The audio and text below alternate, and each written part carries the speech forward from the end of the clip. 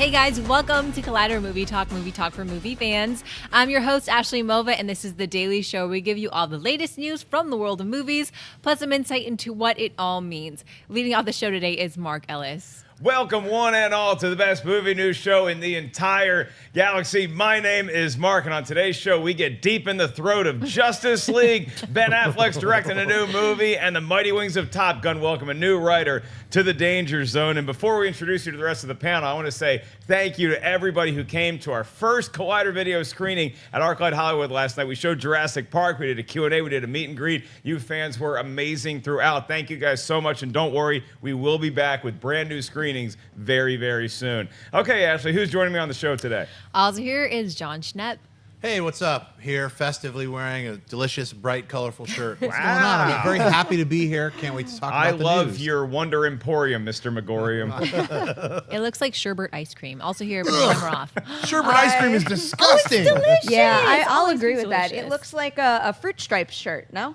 Isn't that fruit stripes gum? I don't know. Well, Perry's jokes lately. Oh, Rocha. I remember You're fruit spoiling stripe all my gum. best stuff. Fruit stripe gum was the gum that it had like a wrapper, Yeah. and you want a free kite, Right. and the flavor literally lasted 15 seconds. There's a weird and then horse. it's gone. There was a weird horse like, hello, I'm fruit striped horse. Right? I think it was a zebra. Zebra. Also here, John Rocha. You just ruined it for me. I thought I it was going to horse. go with giraffe, but Hello, everyone. Oh, that's John Rocha. Yeah, how's it going? Yeah, welcome to Movie Talk. What am I doing here? It's not Friday, but hey, I'm happy to come on the show. It's a big time. I think this reminds me of Willy Wonka and the Chocolate Factory. That's what I'm getting. You, sir, get nothing. Fizzy drinks. Fizzy lifting drinks. Good day, sir. Well, we do want to give another shout out to all of our fans in Texas right now. We got a lot of messages from people like Richard Logan, who's been watching Collider video with his daughter while they suffer the aftermath of both the storm and the floods and everything going on. And another one of our friends, BC, tweeted and said that you guys can donate to help the Harvey aftermath right now and help everybody get back on their feet. 90999. That's what you can text, and you can donate and help everybody in Texas right now. 90999. Thank you guys so much. We appreciate it. Stay strong. Be brave. We're with you. All right, Ashley, let's get to our first news story of the day. What do we got? Two new bits of DCEU news dropped yesterday, with the first being a small bonus scene on the Wonder Woman Blu-ray that potentially sets up Justice League. Released online by Yahoo, the scene features Lucy Davis Etta Candy rounding up Steve and Diana's military crew of Samir, Charlie, and Chief Napi to pitch a mission to retrieve a mysterious artifact before it falls into the wrong hands. This scene hints at the possibility for uncovering one of the mother boxes that will further set up Justice League. Also of note, Warner Brothers released their 2017 fall movie preview to the press, which included updated credits for Justice League, with the studio listing the screenplay by Chris Terrio and Joss Whedon. Zack Snyder is still the sole director credit on the new press release. Marc, with Joss Whedon credited as a writer, do you think the rewrites he was in charge of were a lot bigger than first reported? I think that definitely could be the case, Ashley. I mean, if you look at this story, there really is two parts to this. And I think the Wonder Woman stuff was really neat to watch. It gave me that feel again that I got. One of my favorite parts of Wonder Woman was seeing Diana interact with the crew from World War I. And so getting that, and plus Etta Candy is always welcome on screen. So I like how that is setting up Justice League. And Schnepp, when you get to the actual Justice League credits, I think that's where it gets very interesting. And just somebody standing on the outside of it, trying to look in, it appeared that there was a personal tragedy that Zack Snyder had suffered, and that was the chief reason why they had to bring in somebody like Joss Whedon to help handle the reshoots. But with him getting credit with Chris Terrio for the screenplay, Zack Snyder still has story credit with Chris Terrio, and Zack Snyder's still the sole director. Do you think that this is a case of Joss Whedon having to come in and do a bunch of rewrites at the last minute, or do you think that maybe Whedon had been involved before it was announced to the public? Yeah, well, I mean, we know that he was involved. Before Zach's family tragedy, Whedon was involved like several months before that, doing rewrites, doing more of a polish. So I think in order for him to get any kind of writer's credit officially through the Writers Guild of America, there has to be proof that he actually did a substantial rewrite or is a writer on the more than 50% in order to get that co-screenwriting credit.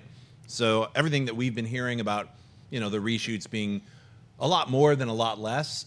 Seems like they are a lot more because not only was he rewriting stuff while Snyder was still shooting, but then after Snyder left, he then took over directing the scenes that he rewrote. So I think, maybe 50 pages of new script is what he probably generated, if not more, or he at least directed 50 pages of the new script that he rewrote. But we don't even know how much more he actually rewrote. Yeah, Perri, when we were talking last night about this at the Jurassic Park screening, you postulated something interesting where it's kind of like it's a nice way for Warner Brothers to be able to share the credit around with everybody who was behind the scenes making this movie come to life. Do you think it's more of that case, or do you think that it actually is Whedon coming in and being the guy handling the screenplay? What it comes down to is I don't know, and we're never going to really know how much went on behind the scenes in terms of who directed what, who wrote what, and even when the movie comes out, yeah, there's a chance where we might see bits of that movie that feel like a real Zack Snyder movie and parts that really feel like a Joss Whedon movie. But when all is said and done, we really won't know the specifics. So I look at something like this and I think, okay, maybe that's their way to honor Zack Snyder's work, give him the sole credit, give him a story by credit, and then give Joss Whedon, if he did do a lot of work on the film, his credit as well without taking away the director credit from Zack Snyder, because I think we were also looking into the DGA rules where they're not allowed to give Joss Whedon credit as well. So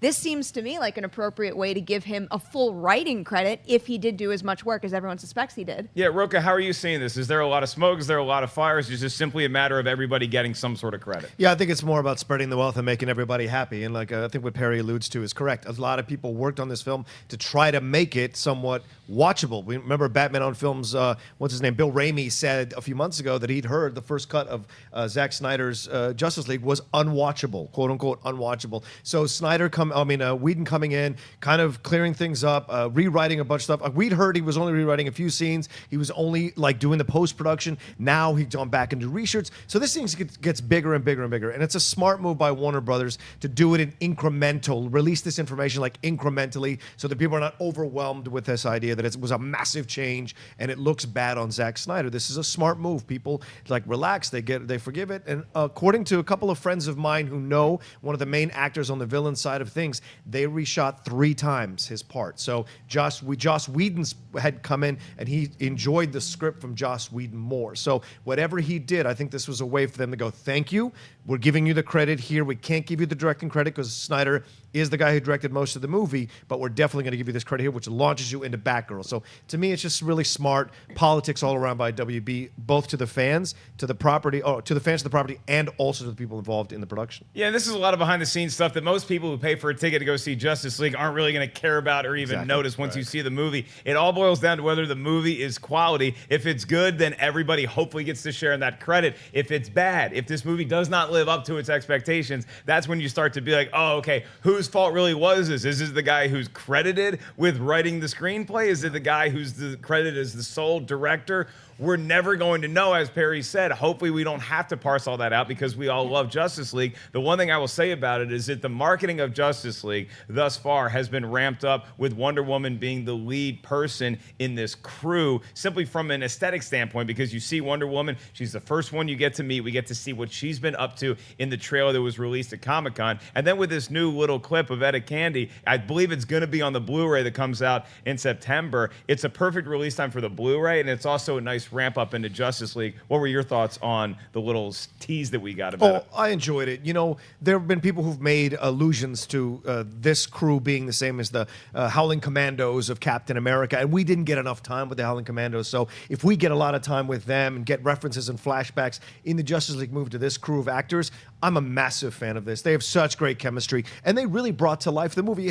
Gal Gadot was fantastic as Wonder Woman, absolutely, but this crew she had around her, these actors, these characters, were a lot of fun to be around. So to me, to have them more time, and Etta Candy as well. What a great performance by that actress. So to me, all of that sings and makes it work, and it makes it excited. One last thing I want to say, Marc, about this directing thing. This also helps, because if Justice League does crash and burn or isn't as well received, the fact that it isn't Joss Whedon by name directing the film doesn't tarnish what he might do with Batgirl. It's smart all around. So I just want to throw that out there to see what you guys think, but that's also my take on that too. Yeah, I don't think it would tarnish what he's doing with Batgirl, but it's still, I think that there's going to be blame that gets shared, and unfortunately I think a lot of that would fall on Zack Snyder's shoulders because most fans are going to be like, hey, Joss Whedon came in and did what he could, but it's Snyder's fault. I hope that we never have to cross that bridge because I think Justice League is going to be great. I want to love it. Perri, I just want to get your quick thoughts on the little snippet we got to see for Wonder Woman as well. I'm a big fan of those characters as well. I want to spend all the time I can with them, which is why it disappointed me that this clip ended so abrupt. I was just sitting there. I was riveted by their conversation. And, when you're just waiting for something to continue and then all of a sudden it's out.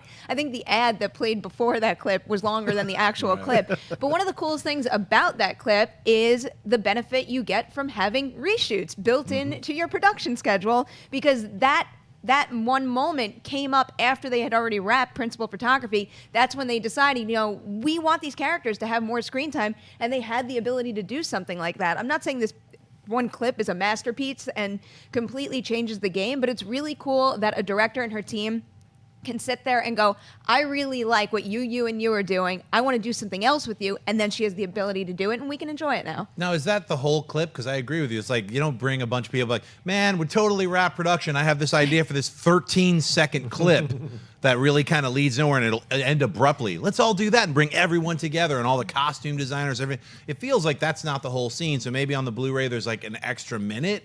Because to me, I was like reading all this hype. It's the early Justice League. It's bringing everybody together. And it's like literally Etta Candy sits down. She's like, thanks for being here. We found this item. Cut. You're like, what the hell is this? Why is everyone like talking about this scene? I don't even care. It's like, this is an epilogue of nothing. I mean, there better be more than this. You're is all I could probably say. right. I'm sure they're not going to waste this whole thing. We're for wasting a lot of little time just talking pre-release. about 13. I've just wasted more of my time. You've listened to me more than the clip is. But so. people get to admire your shirt for that much longer, so we all That's win. a good point. Do you think they could turn it into an Agents of S.H.I.E.L.D. situation? Would you love a spin-off of this on TV to watch Yes. them? Yes. Yeah, that would be fun. I think I'd be up for that. I'd also be up for Jon Schnepp playing like the frazzled manager of a Toys R Us. Like, he's just so sick of kids asking where toys are. You gotta run in the back and We can't release them yet. There's a release date. Get out of here, kid. With the vest, my the blue God. vest. I don't know how to transition to this next story, but actually, I just kind of feel like after all the laughs we've had, we should probably piss off a church and see if anybody protests by the end of the show. DHR reports that 500 Days of Summer director Marc Webb is set to direct a feature entitled This Above All, a movie based on the life of Megan Phelps Roper, former member of the Westboro Baptist Church. Nick Hornby will pen the screenplay that is based on a New York article by Adrian Chen, as well as Phelps Roper's upcoming memoir. Phelps Roper is the granddaughter of the famous founder of the Kansas-based church, which is known for picketing sporting events, military funerals, and protesting the LGBT community, Islam, and politics, among others. Reese Witherspoon and Bill Pohlad of River Road Entertainment, who previously worked with Hornby on the film adaptation of Wild, will also produce. No release date has been targeted at this time. Rocha, thoughts on a movie about the Westboro Baptist Church directed by Marc Webb? I'm so conflicted by this because I don't want to give these people more media time and coverage. But then again, it is kind of an important story to tell because of this granddaughter. Phelps Roper was the granddaughter of the founder of this church, not just a member or related to, like, she's the granddaughter, and she was a hardcore person that defended the church, went on social media, did all these things. And on Twitter is when her conversion started to happen because she started to engage in conversations with these people that were against the Westboro Baptist Church, and her mind was changed. Her views were changed. It didn't take violence. It didn't take these acts of terrorism or anything like that to change her mind against this church.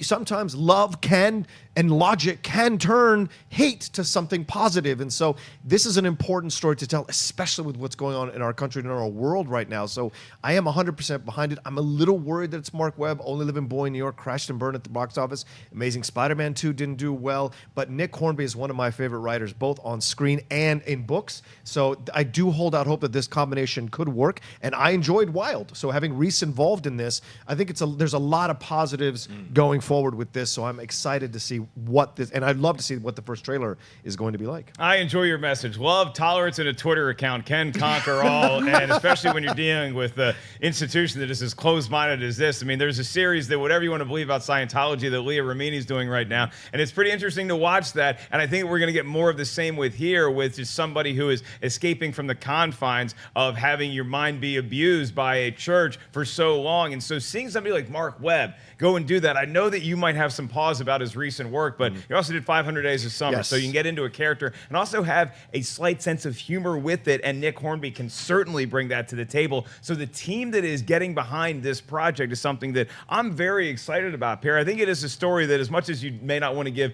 media attention to people like this, I think that it's going to factor in well, and I think it's going to enlighten a lot of people as to exactly what the Westboro Baptist Church is all about. Yeah, that article, if you haven't read it, it's disturbing. It's riveting. There's bits in it that are inspiring. It really is incredible how she went from being in one very firm position on one completely different end of the spectrum to where she winds up.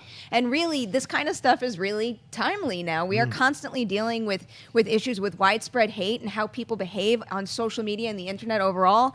And it really could be the perfect time to explore how interactions on Twitter really changed a person deep down. I mean, she had said, because she had grown up as the granddaughter, she was in that bubble and she was only hearing those things. So Twitter, even though she took to Twitter to continue to preach those ideals, then she started to talk to other people where she was still preaching her ideals, but she was also actively listening to them, and just how that changed her to be able to sit there and say, oh, like, I'm kind of understanding all of a sudden. That could be a really powerful character arc in a movie, and I really think there's no better writer to handle something like that than Nick Hornby. I love Brooklyn, as most of you know. Wild was one of my favorite movies of, 2014? So I'm all for this. I'm very curious to see how they turn it out. Yeah, Schnepp, it was so interesting because yesterday on the show we were just talking briefly about how if people just get outside of their own bubble for a little bit, you can appreciate a new perspective, and certainly that worked out very well for Megan. How do you feel about this movie project? Let me ask you, is Reese playing Phelps Roper? Is she going to be playing the main character, Reese Witherspoon? I don't know She if they've just said, but produced it She's surely on would as a fit. producer, so Yeah, it feels like that would be good. But yeah, I mean, you know what? I mean, Marc Webb is a good director. He's done some hits and misses. I think, the writer is definitely a quality writer. The content of this is going to be divisive. I think, a lot of the word social justice warrior gets thrown around a lot, SJW, when it's really a lot of it's just be a human being. Being a human being on this planet is like really important. So it's so easy for hate groups to like take offense at when you're trying to say like it's not okay to like pick on this one kind of group, this one way of thought, this one race, this one religion. But it's like living on one planet. It's sort of like when, if you're intelligent, you start to realize we're on a little floating asteroid in this giant cosmic world, this universe, and we all have to get along. We all have to get along together and not hate each other. And it's sort of stuff like this grotesque, abomination, which doesn't represent any type of religious thought. It's just hatred. So it's nice to see that can be turned around. Yeah, but it's so easy to just type SJW on a comment section and drop the mic. Why wouldn't we believe that? I know. Well, I just dropped that mic again. Yeah. Go back in your basement and cry. Ashley, you know what I'm really excited about is the Westboro Baptist Church protesting when this movie comes out. That premiere is going to be bonkers because you're going to have a lot of idiots protesting outside. I am looking forward to it. How about you? I just was thinking while you guys were all speaking how you guys can speak so eloquently about this topic, because when it comes to this, I just get so angry. And on one hand, I agree, I don't want them to make a movie about it and give them more attention than they already have. But I think that there still are people in the world that don't really know about this group, and it's nice to kind of open their eyes to it in a sense. But I'm excited to see it. I'm just about them, Yeah, no, I totally feel your pain. Wendy, how do you feel about this movie getting made at the current day and age that we're in? I think a lot like what Mova said, that it's a very touchy subject, but I think it is something that people needs to see, and whether or not they Hollywoodize it, how they kind of do everything to make it paint a prettier picture versus show you the whole truth. But hopefully this will bring more attention to this group and have people just kind of read up on it and educate yourself on it. And I think that's really important. Yeah. Get educated. That sounds hard, but I guess we'll do it if it's in movie form. Let's move on to buy or sell. This is the part of the show where Ashley's going to give us a premise. We'll say whether we buy it or sell it and duke it out a little bit after the fact. What do we got first? According to an exclusive from the tracking board, Ben Affleck is in early talks to direct the war movie Red Platoon for Sony.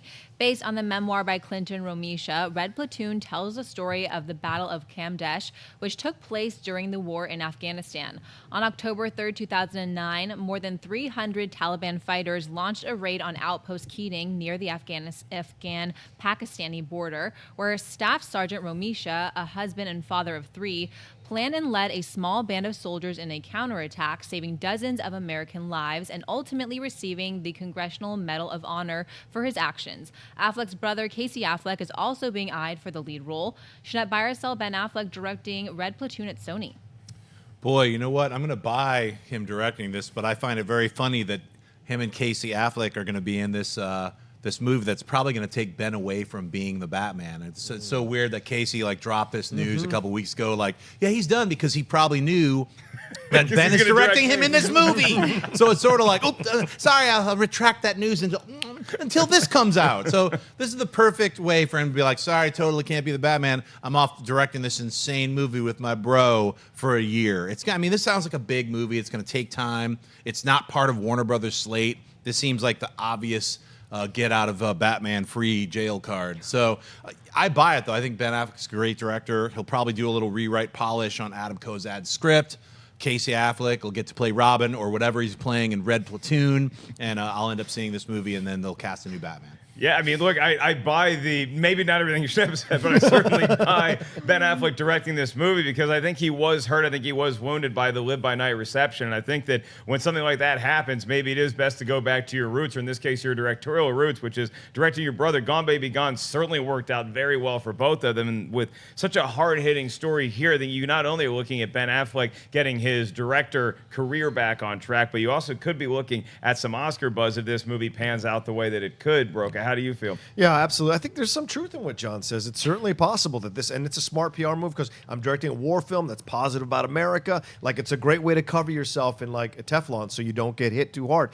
And I'm happy overall, because just because Live by Night didn't perform, maybe for whatever reason, whatever your issues are with that movie, it just didn't hit it at the box office. I don't want to lose Ben Affleck as a director. Honestly, I could care less if he ever plays Batman or doesn't play Batman. For me, it's losing him as a director. I think he's a fantastic director, and he's a necessary voice in the directing landscape. So I'm excited that he's going to take something like this on. It was a 14-hour firefight, so it's going to be interesting how they play that out over 2 hours. Are they just going to give you a little bit of background at the beginning, and then boom, you're into the fight? We'll see. But also, I don't know if anyone's noticing, but the war genre is coming back. It's being revived, and there's a lot of movies coming out. We talked about it. We're going to talk about it, I guess, in the fall movie preview. There's a lot of these war films that are coming out, so it's becoming more and more. Doug Liman just did one with John Cena and the kid from Kick-Ass. So there's so much going on with this. I'm excited to see this. And Casey Affleck, you're right, Marc. Gone Baby Gone. Fantastic work. Even rewatching Good Will Hunting recently, I did. Casey is so believable as an actor. There's not a moment that I don't ever question him as an actor. Ben is a movie star. Casey's the actor. And so when you put them together, I think it works. And this is a great story to tell. I think it's an important story to tell. Rocha brings up the war genre having a resurgence in theaters, Perri, and I guess I'll have to be the one to make the comparison. 13 hours, the Oscar nominated 13 hours, 5 out of 5 schmoes. Damn right it was. This feels like it could be a similar kind of story where it really is condensed into one battle that is just so intense and visceral. And having Ben Affleck a director, are you going to buy or sell that move? I'm definitely going to buy this move. And, I'd be lying if I didn't admit that, yeah, I connected the dots between this and that Casey Affleck story, just because, it's right there in front of your face, and there is a direct connection there. However, I am nowhere near ready to say that because he picked up this project, or because he's thinking of picking up this one, that means it's going to be the end of his Batman. Because when you think about it, how many, let's just look at Marvel, how many of those actors make lots of films in between? It's totally possible. It will be a little different for Ben Affleck as a director versus just a star in a movie. He'll have to do a lot of then production, then post. It's going to take up a lot of his calendar, but I don't see why that wouldn't be possible with him continuing to be the Batman. But I love the idea of this. I love the idea of the two of them coming together to work on this, because really, with all the negativity around Ben Affleck and the Batman, it's just really refreshing and fun for me to kind of step back and think about him going after a project he's really passionate about. And I'm not saying that because I don't think he's passionate about Batman, but just because we are constantly talking about that, and I need a little refresher. I'm really glad that this story dropped. I hope the deal goes through. I hope that Affleck gets his hands on the script and he can make it what he really wants it to be, and he can get a project that he is 110% behind. So Schnepp, follow me here, though, because Ben can direct his brother, and then on off days, his brother can pick up the camera and they can film some Nightmare Batman sequences in the desert. So it could work out well. Are you convinced that this means that Ben Affleck is not going to be in Matt Reeves' Batman? Yeah, I'm convinced. It's like, that's my opinion. I'd be happy to be wrong, and all of a sudden, tomorrow, it's like they start shooting the Batman tomorrow or whatever. I'd be really excited, overjoyed. I think Ben Affleck has done a great job portraying Bruce Wayne and Batman in the Batman v Superman film, the little cameos that he's had in Suicide Squad.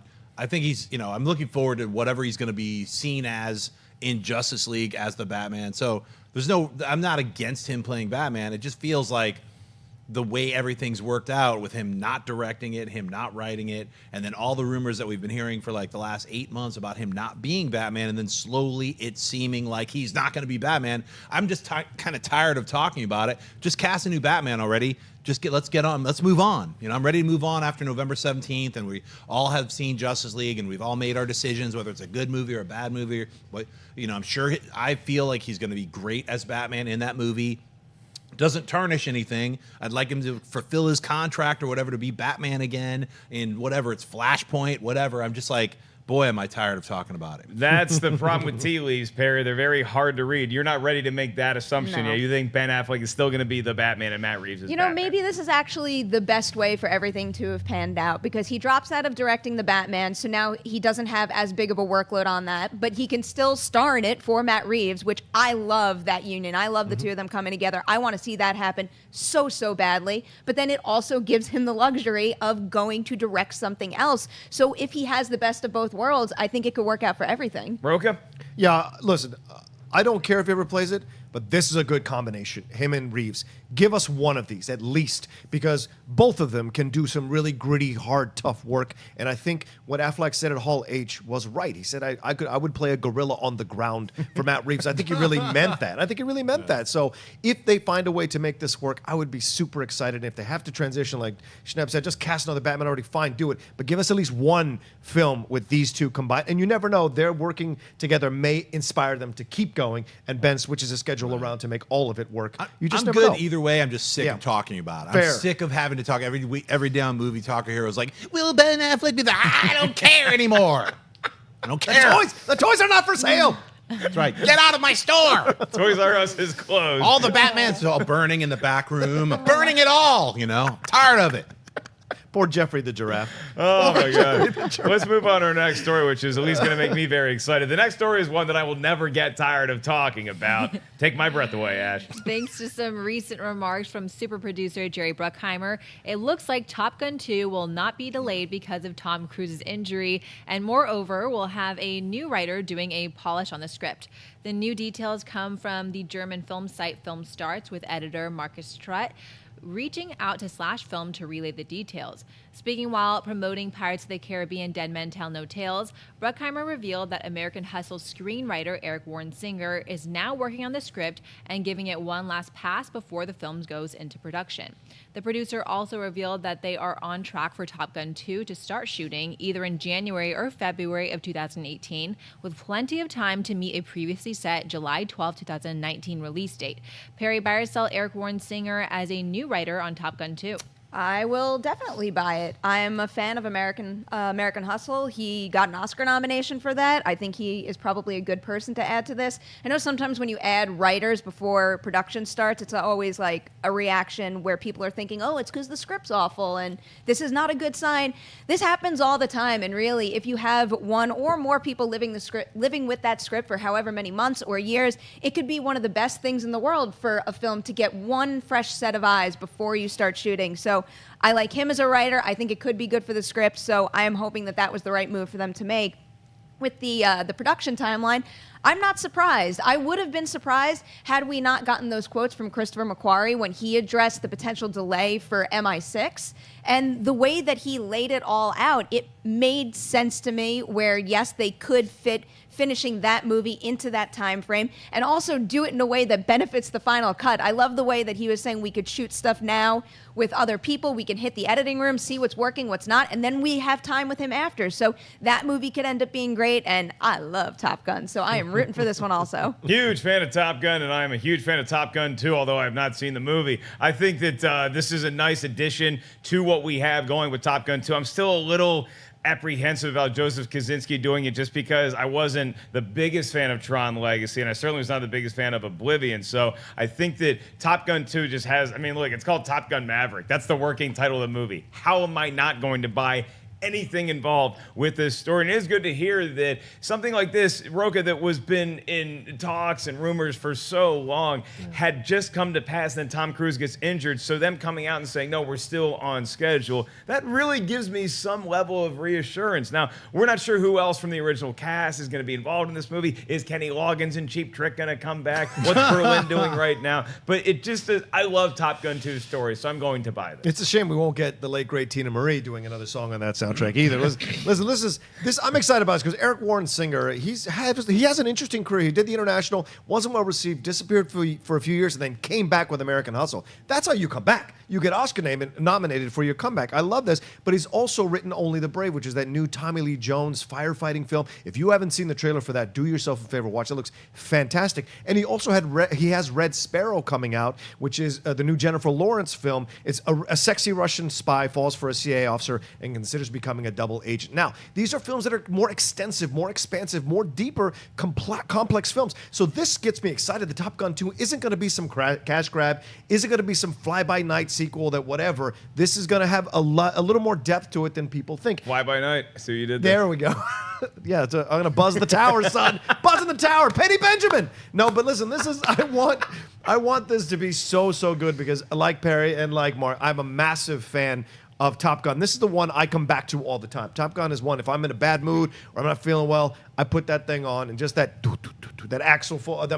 Harold Faltermeyer score gets me going. And so I'm excited and I love that we're this close. It's crazy that we're this close. It reminds me a lot of the McGregor-Mayweather fight. People are like, this is never going to happen, never going to happen. But it's a dream, and then it happened. So this gives me hope that it's even closer than I realized. I would shell out pay-per-view dollars to watch Top Gun Absolutely. too. Schnepp, I know you're looking forward to Steve Stevens doing another kick-ass guitar solo, but that shirt is writing checks your body can't cash. Top Gun 2, buy or sell. A lot of 80s references going on here, kids. Stevie Stevens, guitarist from Billy Idol. Look it up, Rebel Yell! Anyway. In the midnight hour. Normally, I would have sold something like this. Independence Day, all these movies taking place 30, 80 years after the movie came out. I'm kind of tired of talking about it. I love Top Gun. I never thought I'd ever be talking about Top Gun 2, Teddy Bear's Return, or whatever the thing's called. But I have to buy that they got this screenwriter who's basically probably going to polish a turd. That's basically what they brought in, a real writer to say, like, can you take this craptastic piece of paper and actually add some substance to it, because that's what this writer does. I mean, if you read the outline to Top Gun Maverick, it's about a bunch of drones. So you can just literally, it's a filmmaking 101. It's like, so a bunch of real American heroes come together to show that it takes a human being to beat a computer. Oh, you know, it's like, it's so boring to me that it better be a good script. So I think they kind of slapped the guy from Oblivion awake. It's like, look, dude, we can't just have cool shots of drones flying around. We need a story. So they hired this guy. So now I'm buying it. So Eric Warren Singer just comes in and takes a bunch of Chili's napkins that notes are written on and cobbles it into a screenplay. Yes. I'll take it. They also work together on Only the Brave. Yep. Kaczynski directed it, and Good. Singer has a writing credit. So for all we know, it is maybe not a turd, and it's just, we worked real well together on this movie. Yeah. I think you can help me out a little here. So it's not necessarily doom and gloom, or I hope not. And I'll defend Oblivion. I liked Oblivion. I don't know what movie you saw. I enjoyed that movie. I watched a really boring movie with Tom Cruise. Hey, That's what I liked watched. Oblivion too. There we go. I'm not saying it's a turd. I'm Right. saying it's probably polishing a turd. Well, if we're praising Oblivion, then Marc felt the need to transition to the next story. Boom. You nailed Thank that you. one. Thank you. Sony Pictures Classics has released the first trailer for Marc Felt, the man who brought down the White House. Bring it down the house, Marc Felt. Directed by Concussion's Peter Landsman, the film stars Liam Neeson as FBI agent Marc Felt, who would become Deep Throat, the anonymous whistleblower who exposed the Watergate scandal in a series of discussions with Washington Post reporter Bob Woodward and Carol Bernstein. The film also stars Diane Lane, Tony Goldwyn, Josh Lucas, Michael C. Hall, Kate Walsh, and Tom Sizemore. The film will have its premiere at the Toronto International Film Festival next month and opens in theaters on September 29th. Marc, buy or sell the first trailer. So That's a perfect close. read. Almost made it. $5. You guys $5. Go. only knew how tough that was for Ashley to get through that read. $5. She Go. made it all the way. That was Moses. You're right at the promised land, and you Oh, dropped man, dead I before you couldn't get the do milk it. and honey. Oh my God. Ashley, you did a hell of a job, but this trailer, I think, also did a hell of a job. I think that the story of Marc Felt, a.k.a. Deep Throat, is something that is just so integral to really the recent history of American politics in general, even going through today. And I think that this trailer shows me that Sony Pictures Classics might have one on their hands, because I am so intrigued by, obviously, the storytelling, but it looks like it's going to be an interesting version of it. And I like the way that we get the perspective of multiple looks at this story. So I think it's going to be a pretty fair telling, Perri, and I also think it's going to be something that a lot of Americans and people around the world are going to be interested to go check out. I am definitely buying this trailer. One, just because it is a very well-constructed trailer where even if you don't know enough American history, there's enough in there for you to piece everything together and just be riveted by the story you see in that trailer. And then for everybody out there who knows the true events, just hearing those last two lines and hearing them say Deep Throat at the end, they earned the moment to have that kind of reveal. And wow, Liam Neeson looks awesome in this. Maybe it's just because there's been so many recent movies where he is playing that Taken kind of role, and I haven't seen him in something like this in a while. But even though I look at it and I know it's Liam Neeson, it feels like he lost another level of himself when he took on this role. So I am just counting down the moments until this starts to premiere at festivals and we can start to hear how it really is. Rocha, I see a little bit of taking Liam Neeson in this too. Oh, yeah. But I think that the story of Woodward and Bernstein, obviously, you watch a movie like All the President's Men and you get a great literary journalist perspective on it. This is going to give us a different spin. Yeah, and it's so topical from all we've been hearing in the news about all the stuff going on currently in our country. So it's a perfect time for this film to come out, and it's kind of has a lot of shades. And this is what film does. Film sees, it senses what's going on in society and greenlights these films, makes these films, and they come out at certain times. I wish I was going to TIFF next month, because I would. There's so many films that are premiering there that I would love to see that I don't want to wait for. So unfortunately, I'm not in that position to do that. But this looks great, and you're right. There's enough of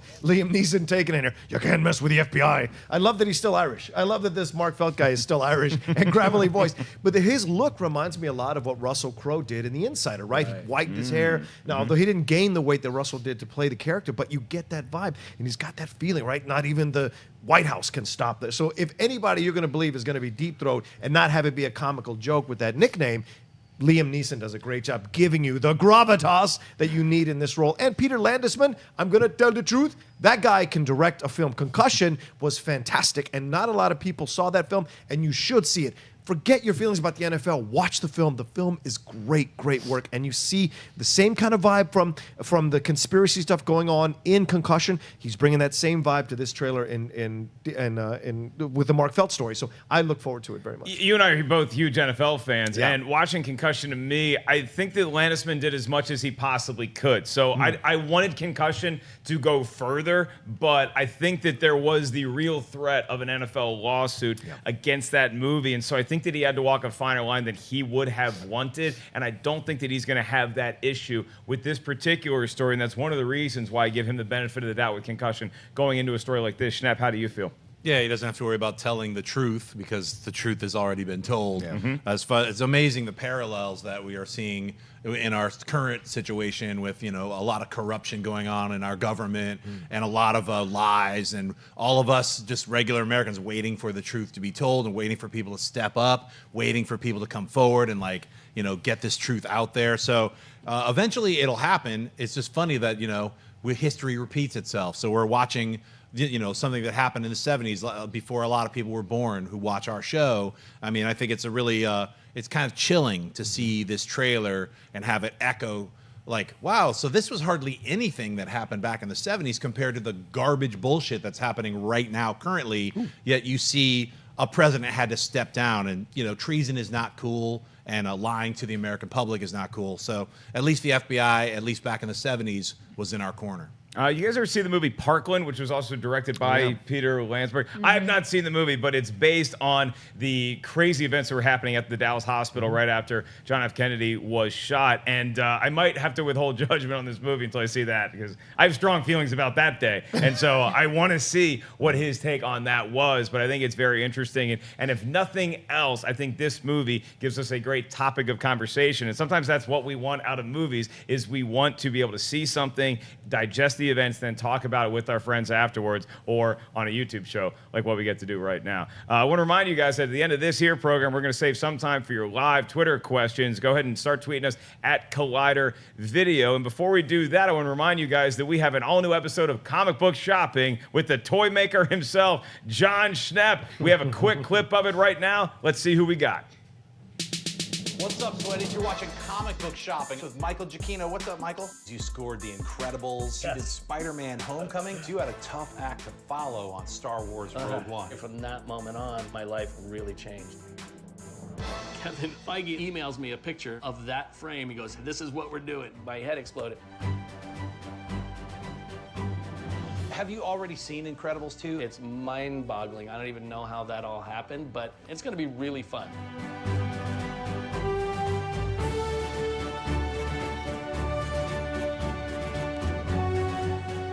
An all-new Comic Book Shopping with special guest Michael Giacchino is up now on Collider Video, so make sure you guys check that out. And keep your eyes on the movie trivia Schmodown, the Ultimate Schmodown, the Team Edition, and the playoff format is in full effect. You guys can go check it out right here on Collider Video. And now we're going to move on to Mailbag. This is the part of the show where we get to hear from you guys. You can write us anytime, collidervideo@gmail.com. We'll either answer your email on our show Movie Talk during the week or on our weekend show Mailbag. So Ashley, what do we got today?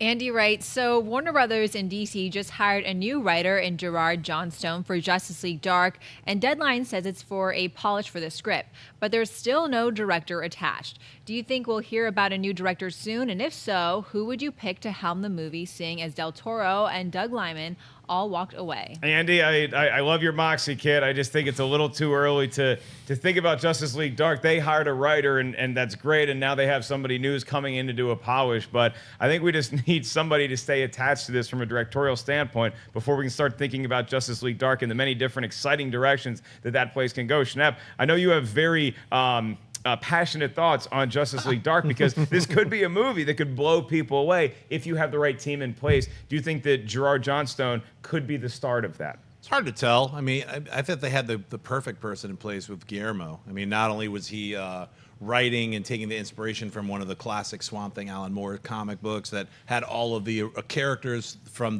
what is now called Justice League Dark in it. This was back, many years ago, but it seemed like that would have been the perfect Justice League Dark. So I don't know if they're still sticking with that storyline. How many different iterations has it gone through once they had Lyman come in? He's got a whole other take, but much more of a non-comic booky take on stuff. So I'm glad he's gone. So it's hard to tell who's actually going to take on Justice League Dark.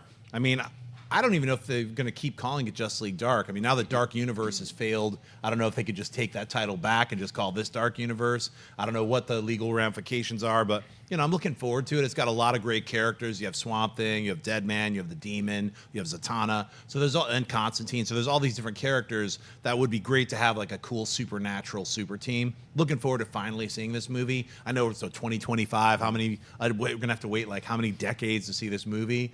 I just wish they would just get it going. So at least they got somebody rewriting it. Yeah, Perri, can we get this going sooner rather than later? Yeah, I would like to think so, but it's a fool me once kind of situation where we've covered this so many times and we're like, oh, they finally got someone, and then they drop out. And at a point, Andy Muschietti, who directed it, was in the circle a little bit, and it didn't work out for him. The weird thing, I think, is that Gerard Johnstone, because Housebound is great. If you've never seen Housebound, go watch it. It is it's scary, it's a lot of fun. Maybe it's just because I don't know the Justice League Dark source material that much. I probably wouldn't have connected him with this project, but just to play this game a little with the director, my mind immediately went to getting someone like Neil Marshall, which obviously is not going to happen because he's doing Hellboy. But then my mind goes to Game of Thrones directors. Why not have someone like that? Like Miguel Sapochnik, who did Hard Home and Battle of the Bastards. That seems like it could be a good fit if this thing actually does get a green light and starts moving again. I've actually got a good suggestion. Vincenzo Natali. He directed Splice. He directed Cube. He's directing tons of television now, like Westworld and Hannibal. So he would be somebody I would gun for immediately to get this because he gets the tone, he gets horror, he gets action. He's an incredible director. He's a visual artist. So I would get Vincenzo on this. Rocha, there's no one I trust on this topic more than somebody who brings a nondescript milkshake to set. What do you think? Yeah. Listen, 3 choices. You want to go hardcore, you go Fincher. That's certainly possible. Jordan Peele.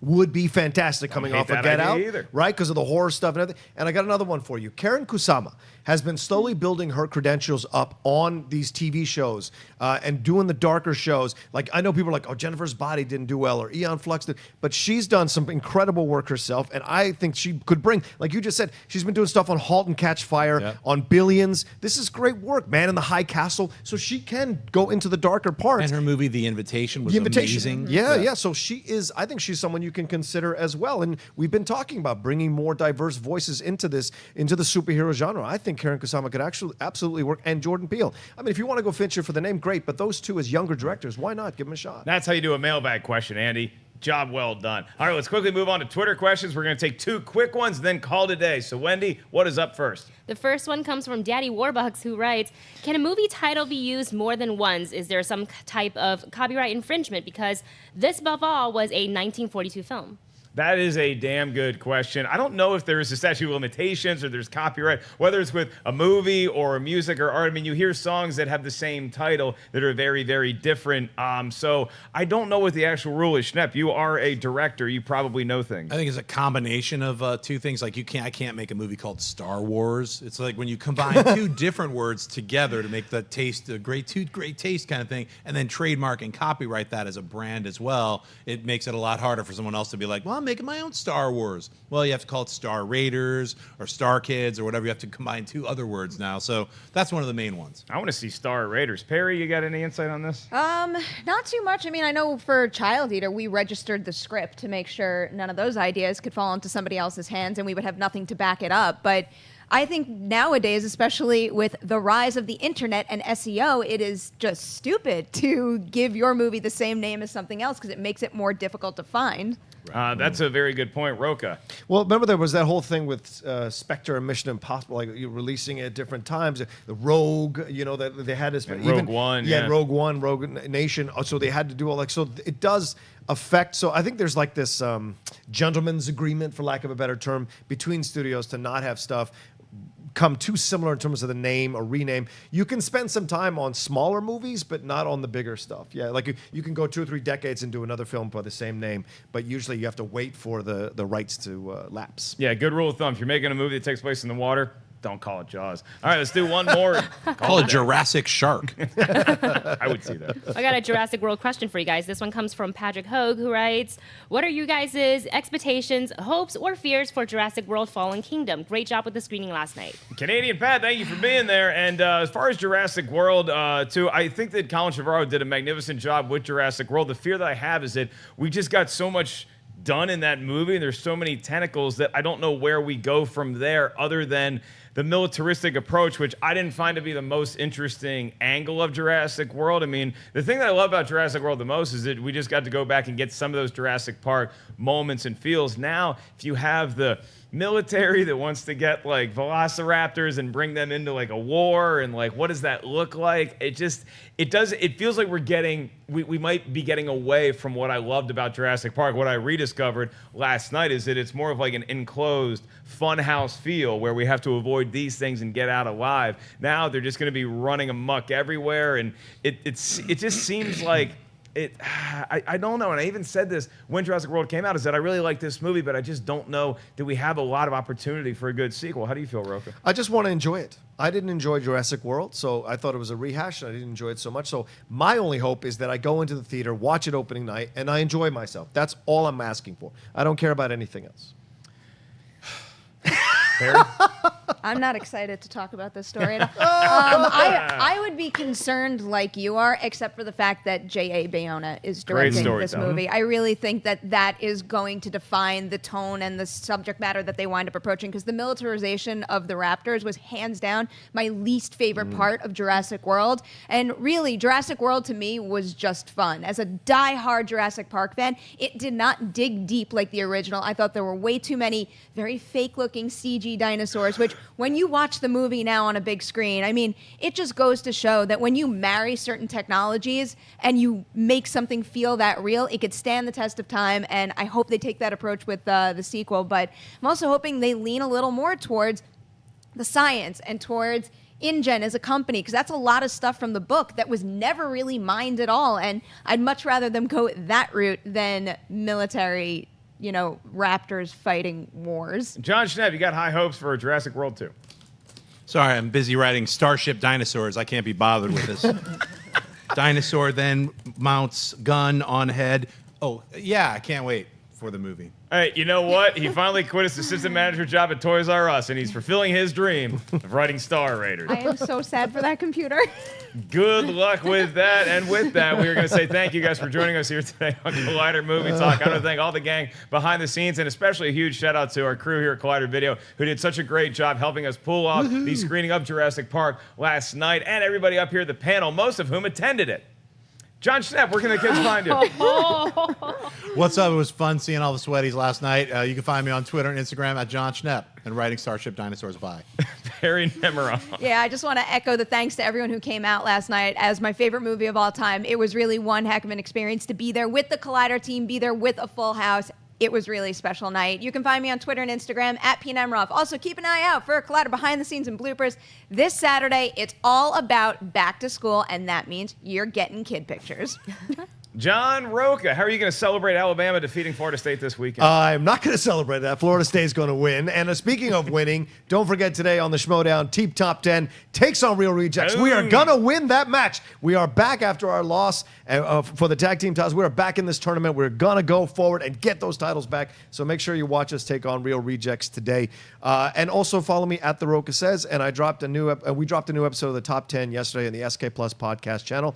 Top 10 summer movies of 2017. So listen. I am rooting for the Knowles. Go good. ACC. Ashley Mova, where can the kids find you? On Twitter, Instagram, and YouTube, Ashley Mova. Happy Wednesday, guys. And last but certainly not least, Wendy Lee Zaney, where can the kids check you out? The Movie Couple channel on YouTube and at Wendy Lee Zaney on Twitter, Instagram, and Snapchat. I am merely Marc Ellis. I'll be performing stand-up at the Mirage in Las Vegas this weekend. You can get tickets at markellislive.com. Schmoes Know live tonight. And stay tuned for a new live episode of TV Talk hosted by some guy named Josh Bakuga. We'll see you guys back here tomorrow morning.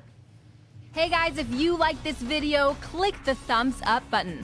Also, make sure you subscribe to our YouTube channel. It'll help you stay up to date with everything we've got going on here at Collider.